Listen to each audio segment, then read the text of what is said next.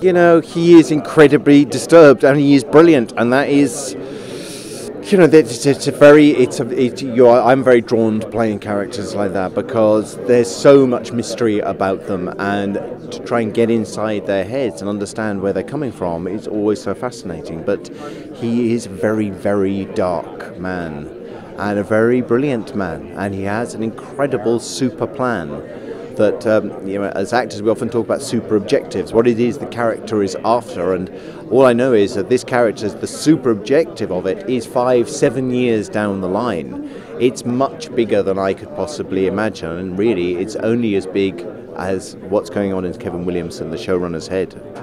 He's very into, you know, the idea that one of the things in Edgar Allan Poe was the love of that he believed that one of the most incredibly beautiful things was the moment a woman died.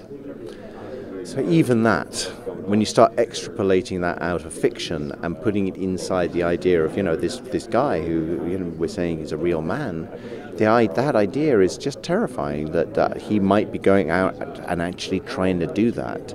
But it's not, for me, it's not so much about the day-to-day killing of this character, it's about the cult that he is creating over the internet using Twitter and Facebook and social networking in general, because there are up to 300 serial killers active in the US on any given day. And that's a scary thought as well. I'm so sorry. Look, you're looking scared already, just the very idea of it. But that's, you know, and if you could tap into those people and create a cult, that's a scary thought. He's incredibly charismatic. You know, and there are serial killers, there have been serial killers who have been incredibly charismatic and made people, hundreds of people often believe. You know, there was the famous one, the Jim Jones, who was known as the Kool-Aid Killer in Guyana, who managed to convince 900 people to commit suicide. You know, it's not within the bounds of impossibility. Well, Ryan Hardy put him away 10 years previously and put him in prison. And Ryan Hardy, there is a hint already in the first episode that Ryan Hardy had a bit of a thing with my wife.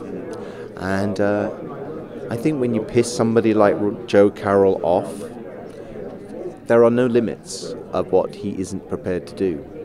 You know, so so he's just got Ryan Hardy right in his crosshairs, and he's going to really make him pay for it. Yeah, I do see a little bit of a parallel. There is obviously a little bit of a parallel in that sense, but it's for me, it's the extra dimension. That it's not just about me killing people. Hannibal Lecter has, you know, he has his victims, and that's his world. But the extra dimension that we have here, which I think sets us apart from that, is the cult thing. Is the fact that he's getting other people to do it, and that makes it even more scary.